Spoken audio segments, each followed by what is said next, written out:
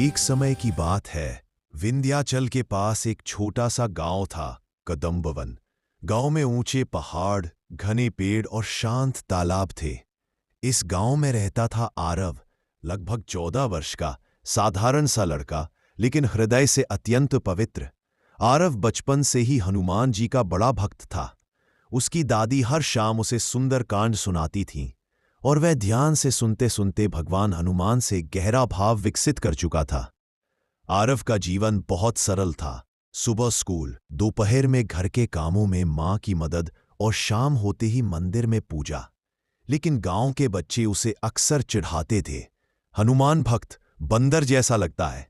आरव मुस्कुराकर सब सह लेता था, क्योंकि उसे विश्वास था कि भगवान हनुमान हमेशा उसके साथ है। पहला मोड़, जंगल में खतरा। एक दिन स्कूल से लौटते समय आरव को जंगल के पास से किसी जानवर के रोने की आवाज आई।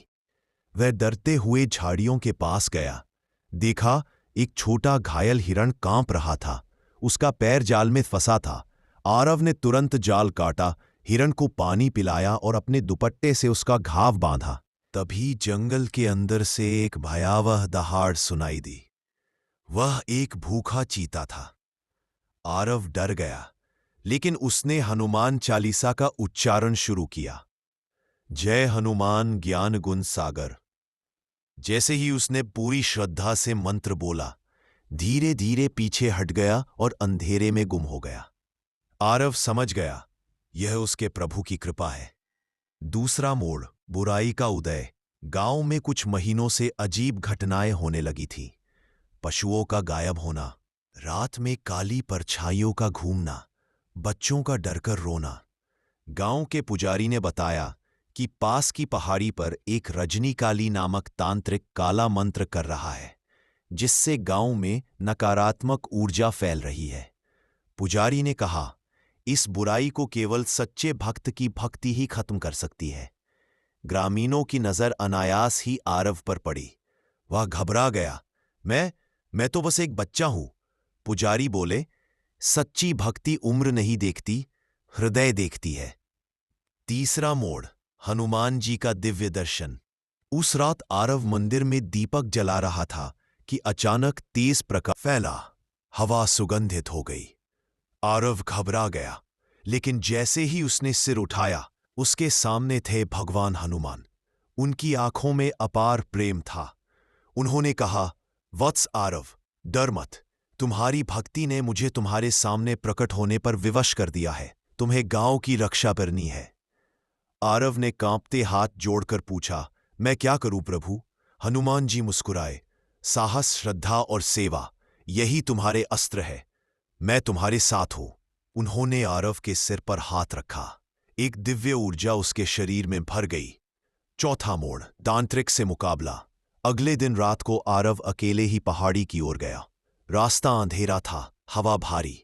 पहाड़ी के ऊपर तांत्रिक रजनीकाली अग्नि के सामने तांत्रिक मंत्र पढ़ रहा था।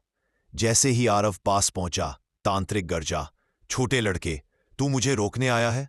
आरव ने कांपते हुए भी कहा, इस गांव को तुम्हारी बुराई से बचाना मेरा धर्म है। रजनीकाली ने काला धुआं उठाया। भयंकर परछाइयां आरव की ओर दौड़ीं। आरव ने जोर से कहा, जय बजरंग बली। तभी ऊपर से लाल स्वर्ण प्रकाश उतरा और एक अदृश्य वानर बल ने उन परछाइयों को नष्ट कर दिया। तांत्रिक गुस्से में पागल हो गया और अपना अंतिम मंत्र छोड़ दिया। लेकिन उसी क्षण आरव का शरीर दिव्य ऊर्जा से चमक उठा। एक तेज प्रकाश ने पूरी पहाड़ी को उज्ज्वल कर दिया। तांत्रिक की शक्ति खत्म हो गई और वह जमीन पर गिर पड़ा।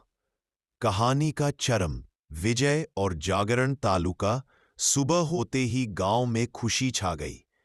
पशु लौट आए, डर खत्म हो गया, हवा फिर से शुद्ध हो गई। सबने आरव को गले लगाया। पुजारी भावुक होकर बोले, आज इस गांव को एक नया हनुमान भक्त मिला है। आरव मुस्कुराया, लेकिन बोला, मैं कुछ नहीं, सब मेरे प्रभु हनुमान ने किया है। तभी मंदिर में घंटियां तेज बजने लगी और हवा में ताजी चमेली की सुगंध फैल गई, जैसे हनुमान जी खुद आशीर्वाद दे रहे हो। अंत, एक नई शुरुआत। आरव अब सिर्फ एक बालक नहीं था, वह अब आस्था, साहस और भक्ति का प्रेरणा स्रोत बन चुका